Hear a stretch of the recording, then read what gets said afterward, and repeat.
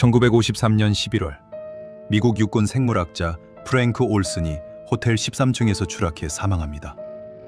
경찰은 자살로 결론 내렸죠. 하지만 22년 뒤 밝혀진 진실은 충격적이었습니다.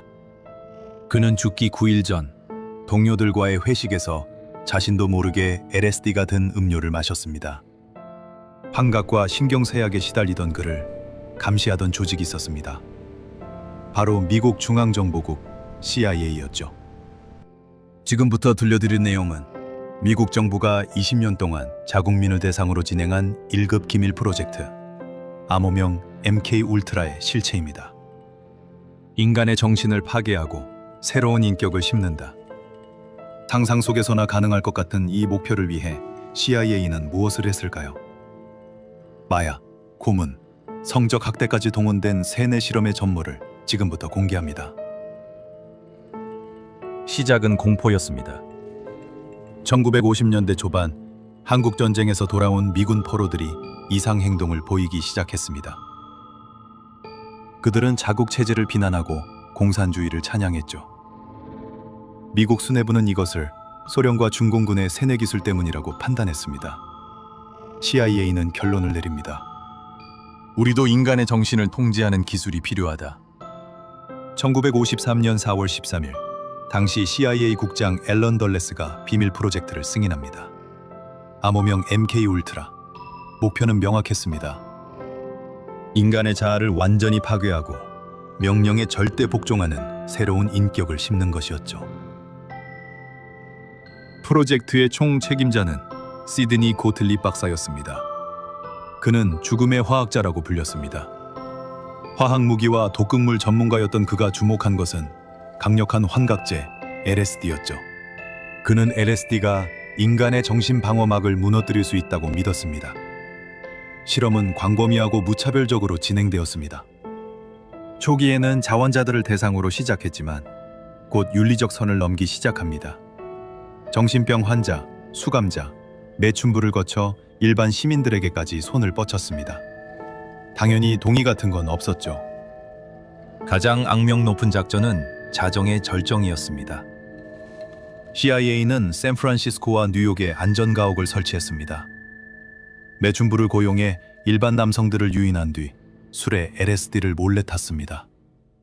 유리거울 뒤에 숨어서 환각에 빠진 사람들의 반응을 관찰하고 기록했죠. 피해자들은 자신이 실험 대상이라는 사실조차 몰랐습니다. 그저 자신이 미쳐가고 있다고 생각했을 뿐입니다. 캐나다에서는 더 끔찍한 실험이 진행되었습니다. 몬트리올의 앨런 메모리얼 병원에서 정신과 의사 이완 카메론이 주도한 실험이었죠. 환자들을 몇 달 동안 인위적인 혼수 상태에 빠뜨렸습니다. 그 상태에서 세뇌 메시지를 반복적으로 들려주며 기억을 지우고 새로운 인격을 심으려 했습니다. 많은 환자들이 영구적인 기억 상실과 정신장애를 얻었죠. LSD 실험은 민간인에게만 국한되지 않았습니다. CIA 요원들도 서로를 대상으로 실험했습니다. 사무실 커피에 몰래 LSD를 타는 시기였죠. 이것을 그들은 깜짝 파티라고 불렀습니다. 동료가 갑자기 환각에 빠져 비명을 지르는 걸 보며 웃었다고 합니다. 프랭크 올슨도 그렇게 희생되었습니다. 1953년 11월 19일 메릴랜드의 한 오두막에서 열린 회식 자리였습니다. 고틀립이 직접 올슨의 음료에 LSD를 탔습니다. 올슨은 그날부터 심각한 정신 이상 증세를 보이기 시작했습니다. 9일 동안 그는 극심한 불안과 환각에 시달렸습니다. CIA는 그를 뉴욕의 한 정신과 의사에게 데려갔습니다.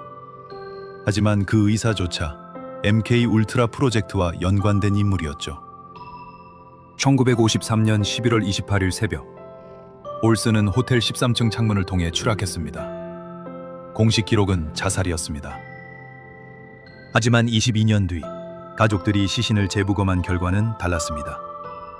두개골에서 추락 이전에 가해진 타격 흔적이 발견되었습니다. 창문 유리는 안쪽이 아닌 바깥쪽에서 깨진 흔적이 있었죠. 많은 전문가들은 올슨이 프로젝트의 비윤리성에 양심의 가책을 느꼈고 그래서 제거되었을 가능성을 제기합니다. 1973년 위기가 찾아옵니다. 워터게이트 사건으로 정부에 대한 조사가 강화되기 시작했죠. 당시 CIA 국장 리처드 헬렘스는 긴급 명령을 내립니다. MK 울트라와 관련된 모든 문서를 즉시 파기하라.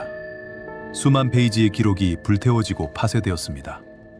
증거는 완벽하게 사라지는 듯했죠. 하지만 1977년 기적 같은 일이 일어납니다. 한 조사관이 재무 관련 창고를 뒤지다가 미처 파기되지 못한 문서를 발견한 겁니다. 2만 페이지에 달하는 예산 기록이었죠.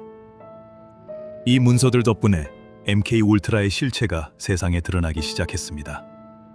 하지만 이것은 전체 프로젝트의 극히 일부에 불과했습니다.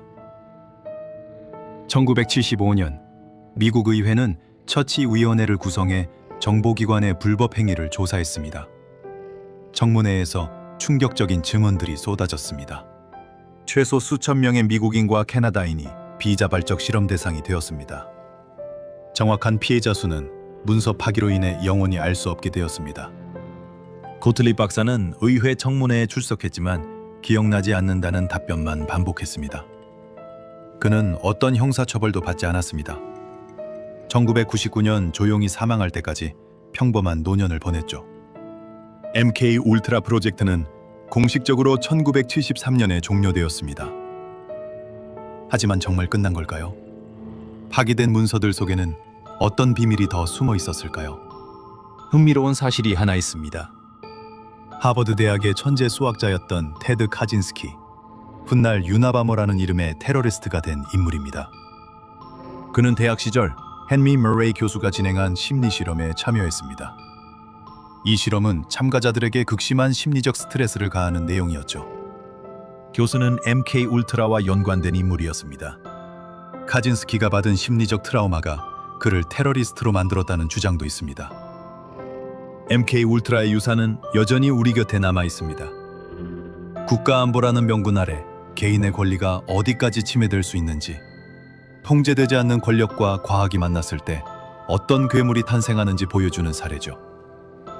정부는 1995년과 2000년대 피해자 일부에게 보상금을 지급했습니다. 하지만 대부분의 피해자들은 자신이 실험 대상이었다는 사실조차 모른 채 생을 마감했습니다. 그들의 고통은 역사 속으로 묻혔죠.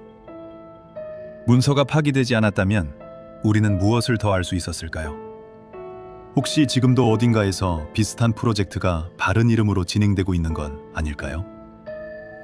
MK 울트라 프로젝트는 단순히 잊혀진 냉전의 유물이 아닙니다. 우리가 끊임없이 경계해야 할 윤리의 마지노선입니다. 권력이 개인의 정신까지 통제하려 할 때 인간성은 어디로 가는 걸까요? 고요한 기록 보관소는 우리가 무심코 지나쳤던 세상의 이면을 하나씩 기록해 나갑니다. 오늘 기록된 이 지식의 조각이 당신의 세계관의 새로운 확장이 되길 바랍니다.